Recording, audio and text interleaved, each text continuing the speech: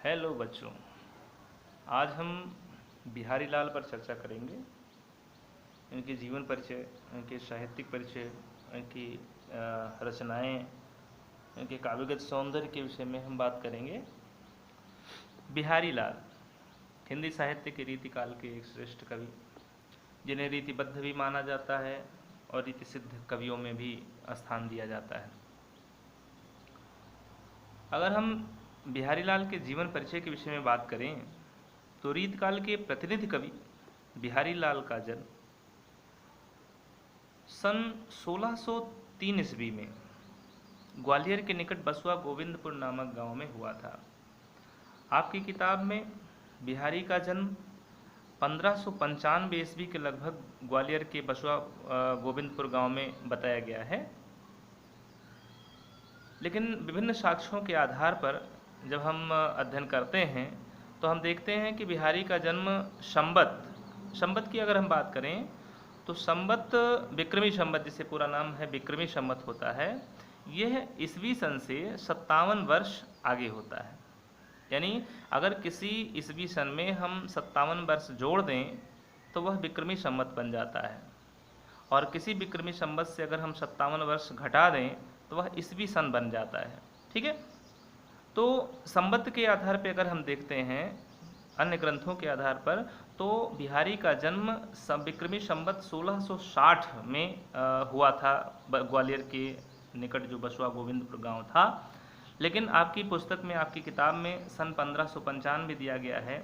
अगर इस 1595 को हम विक्रमी संवत बनाएं, यानी 1595 को हम क्या करें, विक्रमी संवत बनाएं, तो 57 वर्ष हम जोड़ देंगे क्योंकि ये ईस्वी सन है। ठीक है, तो ये हो गया 7 5 12 के 2 हासिल 1, 9 5 14, 1 15 के 5 6, यानी 1652 ये विक्रमी संवत आ गया, 1652। लेकिन अन्य साक्ष्यों के आधार पर जब हम विभिन्न पुस्तकों का अध्ययन करते हैं तो वहाँ पर 1660 विक्रमी संवत 1660 ये बिहारी लाल का जन्म माना गया है। ठीक है, तो हम किताब में तो गलत लिखा हुआ है, तो हम ये इसी को मानेंगे, सही मानेंगे, ना कि 1595। यानी इस 1595 की जगह पर हम 1603 ईस्वी, ठीक, 1603 ईस्वी को हम बिहारी का जन्म समय मानेंगे। कहाँ हुआ था इनका जन्म? ग्वालियर के निकट। किस गांव में? बसुआ गोविंदपुर नामक गांव में। ठीक है, इनके पिता का नाम केशव राय था। इनके पिता का जो थे वो केशव राय थे और मथुरा के चौबे ब्राह्मण के अंतर्गत आते थे। मथुरा में रहने के कारण इनका विवाह मथुरा में ही ब्राह्मण कन्या से हुआ। ठीक है, आप जानते हैं इनकी पूरा युवावस्था जो थी मथुरा, इनके ससुराल जो थी वहीं पर बीता था। इनके विषय में एक उक्ति भी प्रचलित हुई थी कि जन्म ग्वालियर जानिए खंड बुंदेले बाल, यानी ग्वालियर में इनका जन्म मानिए और बुंदेलखंड में इनका बचपन बीता। तरुण आई सुघर, और युवावस्था जो अच्छी युवावस्था आई बस मथुरा बस ससुराल, मथुरा में ही आई और मथुरा ही उनकी ससुराल बनी। ठीक है, अगर हम देखें कि जब इनका जन्म हुआ, जब ये 7-8 वर्ष के थे, तभी इनके पिता केशव राय ग्वालियर छोड़कर ओरछा चले गए। यहीं पर हिंदी के प्रसिद्ध कवि और आचार्य केशव दास से इनका परिचय हुआ और यहीं इन्होंने कहते हैं क्या नाम, संस्कृत प्राकृत का खूब अच्छा अध्ययन किया। आगरा जाकर इन्होंने उर्दू और फारसी भी सीखा। ठीक है, और यहीं पर खानखाना जिसे कहा जाता था, उपनाम जिसका था, जिसे वास्तविक नाम जिसका अब्दुल रहीम खानखाना है। ठीक है, अब्दुल रहीम खानखाना कहा जाता है। खानखाना की उपाधि उन्हें मिली थी। रहीम दास, वही कवि जो आपके हैं वही रहीम दास, उनका पूरा नाम अब्दुल रहीम है, खानखाना उपाधि है। इनके संपर्क में यहीं पर आए। आप देखते हैं कि बिहारी ने अपनी युवावस्था अपने ससुराल में बिताई, और लेकिन जब ससुराल में काफ़ी दिन कोई रह जाता है तो आप जानते हैं उसका मान सम्मान घट जाता है, इसलिए ज़्यादा ससुराल में रहना नहीं चाहिए। ठीक है, ससुराल या रिश्तेदारी कोई भी हो, दूरियां जितनी हो संबंध उतने ही गहरे बने रहते हैं। नज़दीकियाँ जब बन जाती हैं तो उसमें रिश्तों में खटास आ जाती है। यही वो कारण था कि बिहारी जब ससुराल में ही अपना दिन बिताने लगे तो निरादृत होने लगे, यानी आदर इनका समाप्त होने लगा।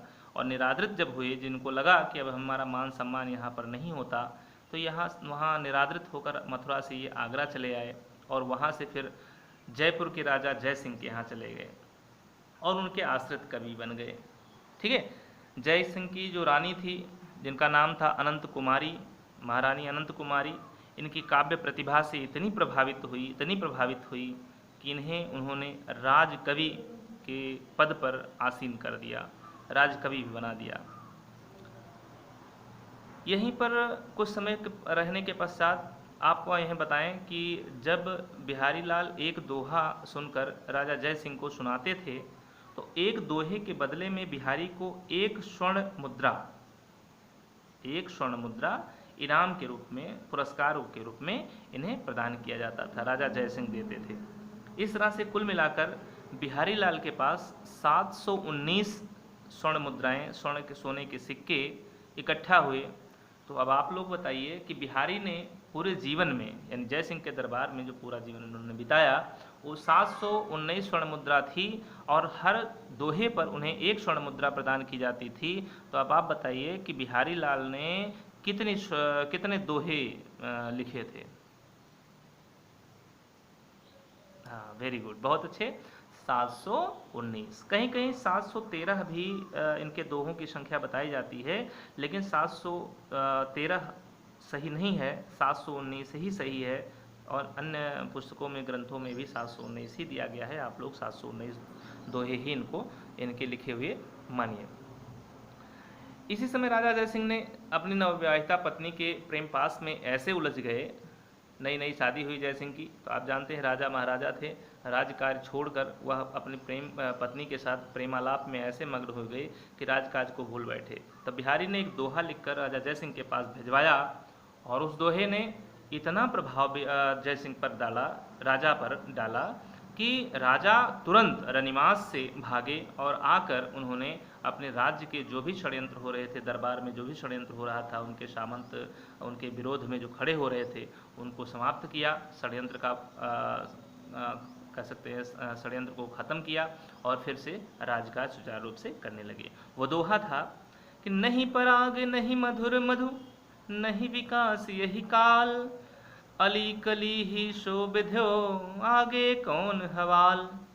कि हे राजा, जिस रानी के प्रेम पास में तुम इस तरह से गुथे हुए हो, उसमें कोई पराग नहीं है, कोई मधुर रस नहीं है, ठीक है, और ना ही इस तरह से आपका कोई विकास हो सकता है।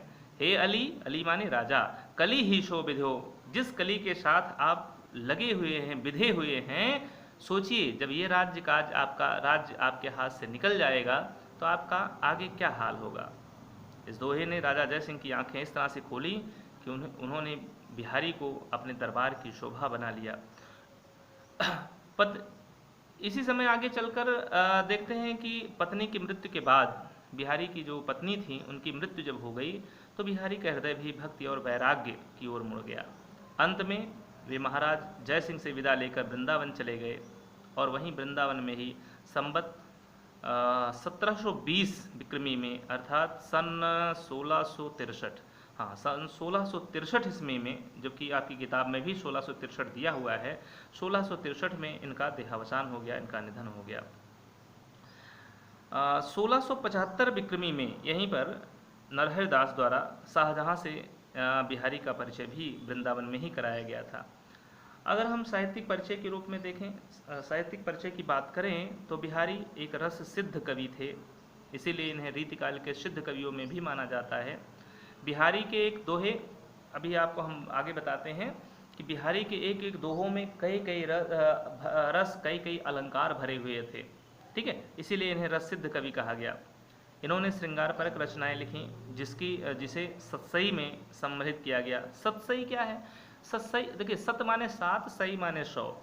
जिस किसी भी कवि की रचना 700 के ऊपर पहुंच जाती है उसे सतसई में रख लिया जाता है। ये कॉमन क्या कहते हैं, जनरल नॉलेज की बात है, सामान्य ज्ञान की बात है, आप इसको जानते रहिए, सतसई क्या होती है। साथ ही इन्होंने भक्ति, ज्ञान, वैराग्य, दर्शन, ज्योतिष, अंकगणित, वैद्यक, धर्म, राजनीति, भक्ति और प्रकृति चित्रण आदि विषयों से संबद्ध भी अनेक दोहों की रचना की। ये बहुमुखी प्रतिभा के धनी थे। आपको मैंने बताया कि बिहारी के दोहे, जो 719 दोहे इन्होंने लिखे, वो संग्रहित होकर आगे चलकर बिहारी सतसई के नाम से प्रसिद्ध हुए। इस बिहारी सतसई को गागर में सागर भरने की उपाधि भी आचार्य रामचंद्र शुक्ल के द्वारा दी गई। ठीक है। नीति, भक्ति, प्रकृति चित्रण, श्रृंगार वर्णन ही बिहारी सतसई का मुख्य विषय रहा। अगर रामचरितमानस के बाद किसी पुस्तक की सर्वाधिक टीकाओं की हम चर्चा करते हैं तो सबसे अधिक टीका बिहारी सतसई की ही हुई है, बिहारी सतसई पर ही लिखी गई है। ठीक है। इनके दोहों के लिए प्रसिद्ध है, भूषण कवि ने कहा था, इनके दोहों के लिए कहा था कि सतसैया के दोहरे जो नाविक के तीर, सतसैया के दोहरे जो नाविक के तीर, देखन में छोटे लगें घाव करें गंभीर। यानी बिहारी सतसई के जो दोहे हैं, सतसैया के दोहरे, बिहारी सतसई के जो दोहे हैं वह किसी नाविक के सहतीर के समान है, पतवार के समान है। नाविक आप जानते हैं जिस पतवार के साथ, पतवार का सहारा लेकर वह बड़ी से बड़ी और गहरी से गहरी नदी को भी पार कर जाता है, वही सहतीर, छोटा सा डंडा होता है, छोटी सी लग्गी होती है, उसे ही सहतीर कहा जाता है। उसे आप चप्पू भी कह सकते हैं, लग्गी कह सकते हैं, वही चीज़ यहाँ उदाहरण लिया गया है। कहते हैं देखन में छोटे लगें, वह चप्पू, वह लग्गी, वह सहतीर देखने में तो छोटी लगती है क्योंकि नदी की गहराई, नदी की लंबाई की अपेक्षा वह सहतीर बहुत छोटी है। देखन में छोटे लगें पर घाव करे गंभीर, लेकिन उसका उद्देश्य बहुत गहरा होता है। ठीक वैसे ही बिहारी लाल के दोहों के विषय में भी कहा गया कि बिहारी के दोहे देखने में तो बहुत छोटे हैं। आप जानते हैं दोहा छंद हिंदी साहित्य का सबसे छोटा छंद माना जाता है। यह अर्धसम्मात्रिक छंद होता है, इसमें 4 चरण होते हैं। इसके प्रत्येक और इसके प्रथम और तृतीय चरण में 13-13 मात्राएं और द्वितीय और चतुर्थ चरण में 11-11 मात्राएं पाई जाती हैं। ठीक है, ये दोहा छंद माना जाता है। तो छोटे से छोटे छंद यानी दोहे के रूप में इन्होंने, दोहा छंद में इन्होंने बड़ी से बड़ी और गहरी से गहरी बातें इन्होंने कह डाली हैं। ठीक है। अगर हम इनके काव्यगत सौंदर्य की बात करें, इनके श्रृंगार वर्णन की बात करें, तो श्रृंगार वर्णन में आप जानते हैं इन्होंने लिखा था कि मेरी भव बाधा हरो राधा नागरी सोए, जातन की झाई परे श्याम हरित दुति होए। आगे चलकर आप जब इसको पढ़ेंगे तो आप देखेंगे इसमें बिहारी लाल ने, रीतिकाल के कवि बिहारी लाल ने कितना सुंदर श्रृंगार वर्णन करने का प्रयास किया है। हम नायिका भेद के रूप में देखें तो बिहारी ने अपने काव्य में मुग्धा, प्रौढ़ा, कनिष्ठा, नमूढ़ा, सुकिया, परकिया, स्वाधीनपतिका, अभिसारिका यानी सभी तरह की नायिकाओं का वर्णन इन्होंने किया। नायक के रूप में देखें तो धीर ललित, धीरोदात्त, धीर प्रशांत और धीरोद्धत 4 प्रकार के नायक होते हैं। हीरो जिसे आप कहते हैं, हीरोइनें 8 प्रकार की, नायिकाएं 8 प्रकार की होती हैं, हीरो 4 प्रकार के होते हैं। इन सभी का वर्णन बिहारी ने अपने काव्यों में बहुत बढ़ चढ़ कर किया है। अगर हम इनके प्रकृति चित्रण की बात करें तो प्रकृति चित्रण भी बिहारी में भी प्राकृतिक सौंदर्य, बिहारी के आँख खोल कर बिहारी ने प्राकृतिक सौंदर्य के दर्शन भी किए हैं। इन्होंने प्रकृति को एक स्वतंत्र सत्ता के रूप में देखने का प्रयास किया है। ठीक है।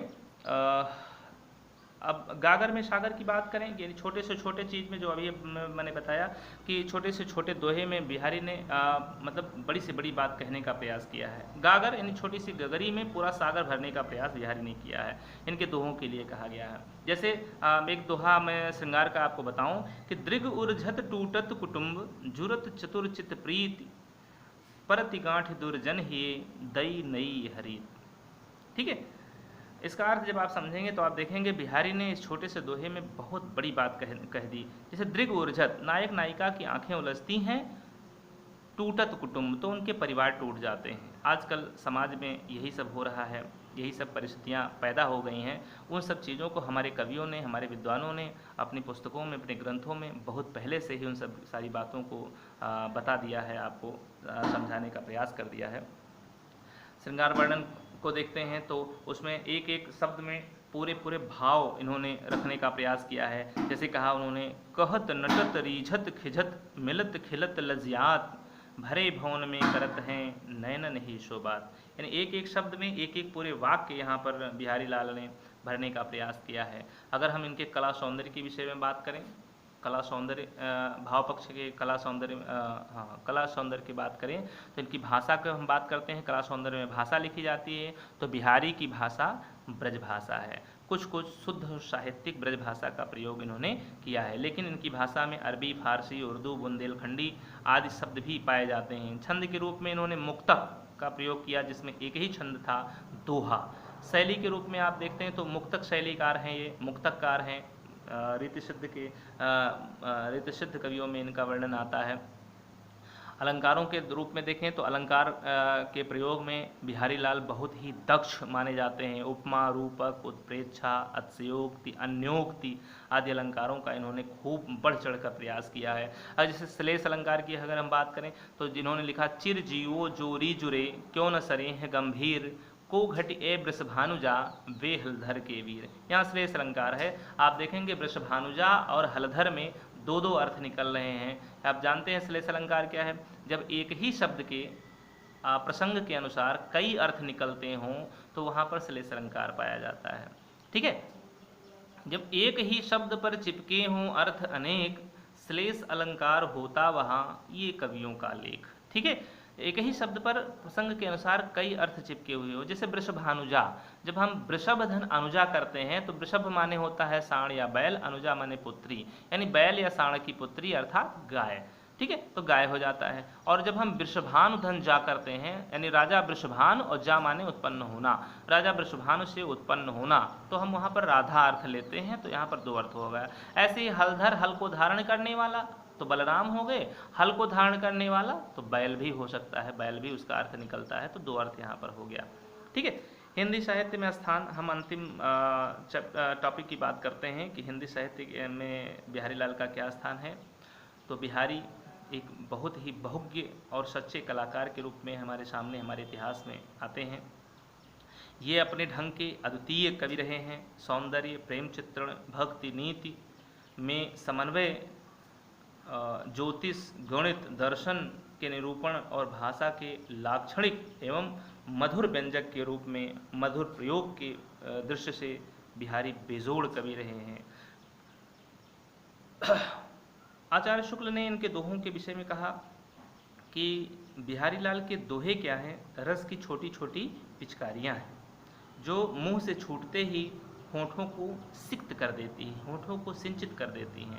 यानी बिहारी के दोहे जब होठों से निकलते हैं तो ऐसा लगता है जैसे होठ किसी रस से सराबोर हो गए हों।